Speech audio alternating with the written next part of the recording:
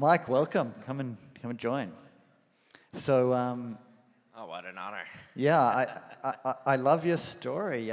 Did you say you came to the very first NFT.NYC? Yes, I was in PlayStation Theater, I remember, right down the street. PlayStation Theatre. By the way, that event cost us $30,000, the whole thing. It was amazing. I can remember haggling over $1,000. You were a visionary back then.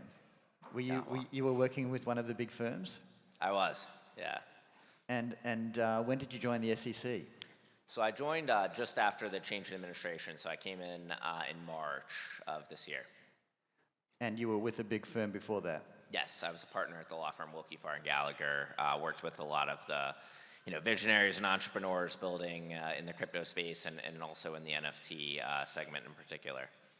Well, thank you for coming to join us. I'm just going to start with, I think, a little bit of a disclaimer, which is you're going to be talking about your views today that may not necessarily be the SEC views. Is that right? That's right. So all my views are my own and not those of the commission or any of the commissioners.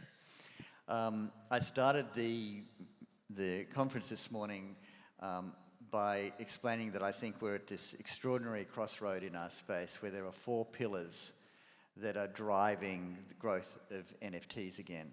And you were my first pillar. Regulation, the 180-degree turn that we've seen in regulation is driving this industry. It's driving brands into the space. It must be such an exciting time for you to be joining a regulator. Yeah, it is. I mean, it really is a new day at the SEC. We're really trying to turn the page on the past 4 years where there's been a lot of regulation by enforcement, regulation by confusion, a lack of clarity in the space, and that's really driven a lot of this industry offshore. And we want you to come back. We want everyone to be building in America. We want this to be the crypto capital of the world. So we're really doing our hardest work to make sure that you all trust us and are willing to engage and ready to build. And is it fair to say that NFTs that carry royalties, that are not securities but carry royalties, are now okay? Well, yeah, I mean, we're certainly looking at security status of all sorts of crypto assets and distributions of crypto assets. Commissioner Peirce, who is actually the leader of the crypto task force, recently made remarks on crypto assets security status, and in particular did address this question of royalties, right? And we have royalties in a lot of other verticals, a lot of other industries. We see them in music, we see them in media, and it's pretty common practice today to pay royalties to a musician or a video provider based on clicks, based on views, listens. And so, the Commissioner Peirce explained in her recent remarks that the way that she's thinking about that, and of course, again, her personal views, but there's certainly something that I'm thinking about, she's thinking about, the Commission's thinking about. We do want to create space for folks to be able to earn royalties in the same way with NFTs. And this sort of royalty stream really isn't a hallmark of a security. So, we look to the ordinary understanding of a security. We're not trying to expand the concept of what's typically viewed as a security. And so certainly things like royalties, that's not the typical thing that we would associate with the security. Of course, people can build all sorts of things, and we have to keep an open mind about what could and could not be a security. But generally speaking, that's not the sort of thing that we regulate at the SEC. And membership NFTs, I know Commissioner Peirce has spoken about the Flying Fish case at the time, and that she's spoken about Flying Fish again recently. Membership NFTs like restaurant NFTs, which, by the way, Henry from Privy was just talking about. He said that one of the most successful Privy implementations for self-custodial wallets is a New York restaurant. I think it was called Blackbird.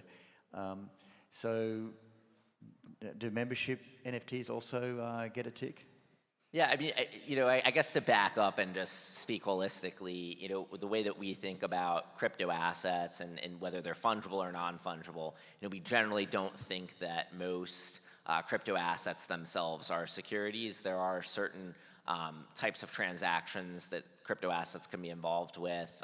For example, if you sell a crypto asset to raise funds to go build a club or a business, right? It's possible that that sort of fundraising transaction could be a security. But then once you walk away with your fully functional product and there's no kind of business-related promises attached, generally speaking, that's not a security, right? And so, a membership today, most memberships are not regulated as securities. It is possible that somebody could construct some sort of membership product that is a security.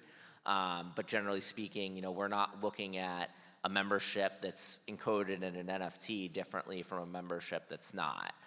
We want to create space for people to build membership programs, artwork, collectibles, all sorts of products that we have in the non-blockchain world in the blockchain space, and those things shouldn't be treated differently just because they're on a blockchain. One of the things you may have heard Devin Finzer speak about was how gratifying and refreshing it is to be able to have a conversation with a regulator who really understands this space. And I recall from one of Hester Peirce's recent speeches, she talks about the somewhat mind-bending characteristic of an NFT, that it can be dynamic and that it can start its life as something that perhaps is closer to a security, but then over the course of its life, it loses those security traits and really becomes something that is just royalty or membership. Mm-hmm. Can you help explain to me that conundrum? It must be very, very difficult for you as a regulator to deal with an object, a thing, a financial object that actually can change. Yeah, so we don't necessarily take the view that the digital assets themselves, fungible or non-fungible, are really the security per se. And even the prior administration, there was kind of this regulation by confusion. Everything's potentially a security, and all of that was kind of enforced through prosecutions.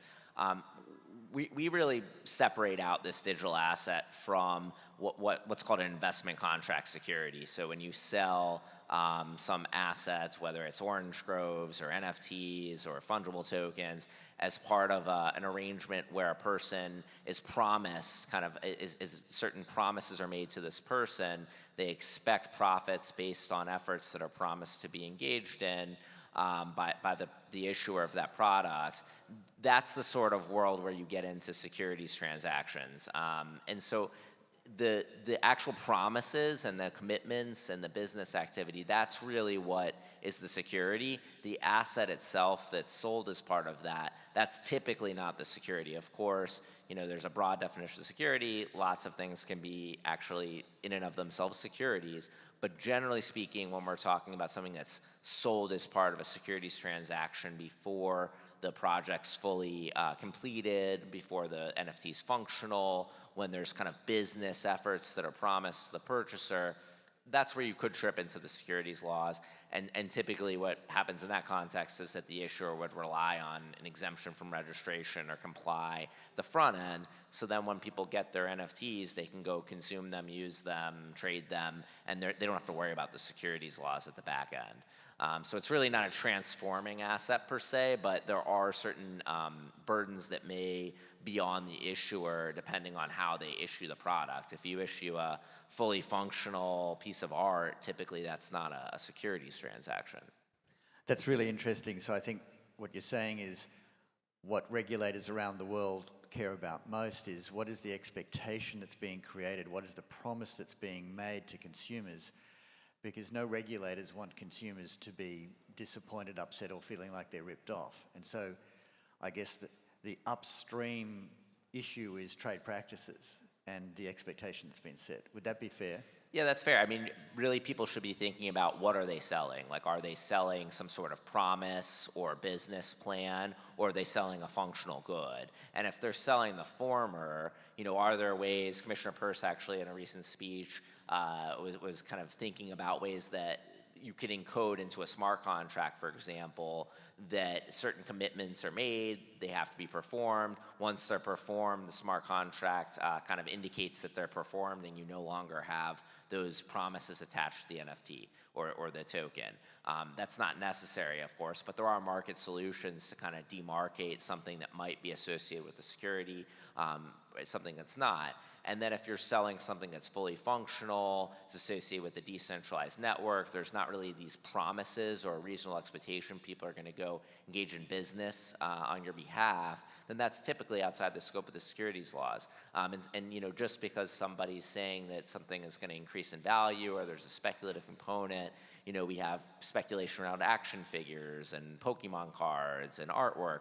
You know, that doesn't make something a security. It's really these promises and commitments to engage in business activities, to engage in entrepreneurial efforts, or to provide kind of profit revenue to the holder of an instrument. And clearly at the federal level, you've deeply thought about a lot of issues, led by Hester and your new chairman, and them having the wisdom to recruit people like you from our industry. But there are many states and overseas jurisdictions, foreign jurisdictions, that haven't yet done that. And there's some new law coming out in California shortly. I think one of the things that Hester has mentioned in her presentations recently is perhaps even creating a sandbox or some protection, some preemptive protection from this downstream law. Can you talk a little bit about that, please?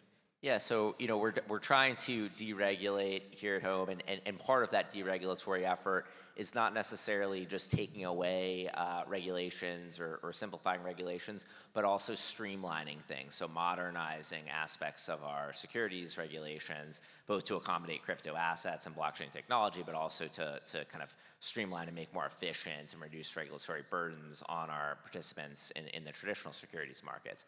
Part of that effort involves coordinating with our allies and foreign nations to deregulate across borders, right? Because if you're doing business, in particular in the crypto industry or in other securities markets, they're global markets, right? You're not just operating in the United States. You have counterparties and clients and other market participants that and exchanges, of course, that you're trading on offshore as well as onshore.